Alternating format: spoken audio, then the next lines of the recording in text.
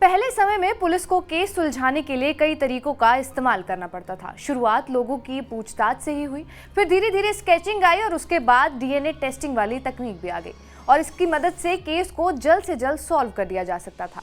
और अब ऐसा समय आ गया है कि इन्वेस्टिगेशन में एआई की भी एंट्री हो गई है। एआई का इस्तेमाल अब एक ब्लाइंड मर्डर मिस्ट्री को सॉल्व करने के लिए किया गया है और ये केस दिल्ली का ही है। अब क्या है ये पूरा केस, बताते हैं आपको। मेरा नाम है रिया शर्मा और आप देख रहे हैं TV9 भारतवर्ष। इस कहानी की शुरुआत तारीख 10 जनवरी 2024 से होती है। दिल्ली में गीता कॉलोनी फ्लाईओवर के नीचे दिल्ली पुलिस को एक आदमी की लाश मिलती है।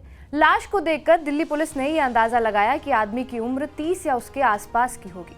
इसके बाद दिल्ली पुलिस लाश को पोस्टमार्टम के लिए भेजती है और पोस्टमार्टम की रिपोर्ट आते ही पुलिस को पता चल गया कि यह हत्या का मामला है। पोस्टमार्टम की रिपोर्ट में यह साफ साफ लिखा था कि उस आदमी की हत्या गला दबाकर की गई है। पुलिस गीता कॉलोनी फ्लाईओवर के पास छानबीन करती है, लेकिन उनके हाथ कुछ नहीं लगता है। अब दिक्कत यही थी कि लाश के पास किसी भी तरह की आईडी या ऐसी चीज नहीं थी जिससे ये पहचान हो सके कि मरने वाला आदमी कौन है। चेहरे का रंग साफ नहीं था, होठों का नीला होना, ये तमाम चीजें थी जो दिल्ली पुलिस की इन्वेस्टिगेशन में दिक्कतें ला रही थी, क्योंकि यही वो कारण थे जिसकी वजह से लाश की पहचान ही नहीं हो पा रही थी।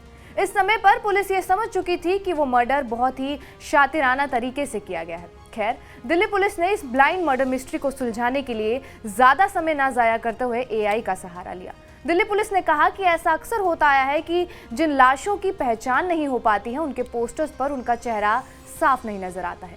और अब लाश की जो तस्वीरें थी उसमें मरने वाले की आंखें भी बंद थी। ऐसे में उसकी पहचान और आसानी से करने के लिए पुलिस ने एआई तकनीक की ही मदद लेने का फैसला किया। पुलिस ने लाश के चेहरे को कुछ इस तरीके से मॉडिफाई किया कि उसकी आंखें खुली नजर आए। पुलिस ने एक एआई एक्सपर्ट की मदद से ये तस्वीरें बनाई और इन्हें आसपास के सभी थानों में भेज दिया और साथ ही साथ इन तस्वीरों के 500 से ज्यादा पोस्टर छपवाए और उन्हें हर जगह लगवा दिया। इसके साथ साथ दिल्ली पुलिस ने व्हाट्सएप ग्रुप में भी ये तस्वीरें डाल दी। पुलिस थानों के बाहर चिपकाए गए पोस्टरों में से एक पोस्टर छावला थाने के बाहर भी लगाया गया था और इसी पोस्टर ने मृतक की पहचान करने में बहुत मदद की।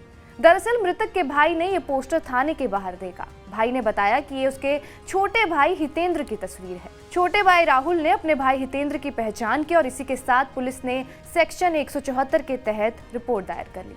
अब गुत्थी ये सुलझाना बाकी था कि हितेंद्र को मारने वाले लोग कौन थे। राहुल से पूछताछ करने पर यह सामने आया कि 35 साल का हितेंद्र एक ऑडिट फर्म में काम करता था।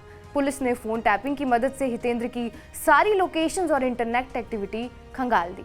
800 सीसीटीवी फुटेजेस की मदद से हितेंद्र की पिछली सारी दिनों की लोकेशंस को शॉर्टलिस्ट किया गया और पूरी जांच के बाद 3 लोगों का नाम सामने आया। पुलिस को सीसीटीवी फुटेज की मदद से ये पता चला कि इन्हीं 3 लोगों से कुछ दिन पहले हितेंद्र का झगड़ा हुआ था। इन तीनों दोस्तों का नाम रॉकी, जेम्स और एनी था और तफ्तीश करने पर पुलिस ने कड़ियां जोड़ते हुए ये पता लगाया कि हितेंद्र सिंह को 9 जनवरी को आखिरी बार इन तीनों के साथ देखा गया था। सबसे पहले पुलिस ने जेम्स से पूछताछ की, लेकिन जेम्स का ये कहना था कि हितेंद्र उस रात उसके साथ सिर्फ 10:30 बजे तक था और उसके बाद वो अकेला ही घर निकल गया था। लेकिन वारदात की रात तीनों के फोन स्विच ऑफ नजर आ रहे थे, जिस वजह से पुलिस का शक और ज्यादा गहरा गया और पुलिस ने तीनों के ठिकानों पर छापे मारना शुरू कर दिए।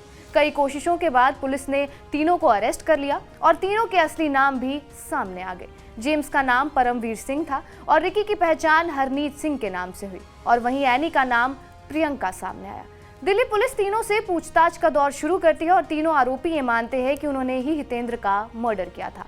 आरोपियों की बताई कहानी के मुताबिक उन्होंने पहले जेम्स को एक पार्टी के लिए बुलाया और इसी दौरान पैसों को लेकर जेम्स, जो कि परमवीर सिंह है, उसमें और हितेंद्र में बहस हो जाती है। बात इतनी आगे बढ़ जाती है कि वो तीनों हितेंद्र को मारने का फैसला कर लेते हैं। पहले बेडशीट की मदद से हितेंद्र का गला दबाया जाता है और फिर तीनों हितेंद्र की लाश को लेकर गाड़ी में बैठ जाते हैं और इसी के बाद गीता कॉलोनी फ्लाईओवर से उसे नीचे फेंक देते हैं।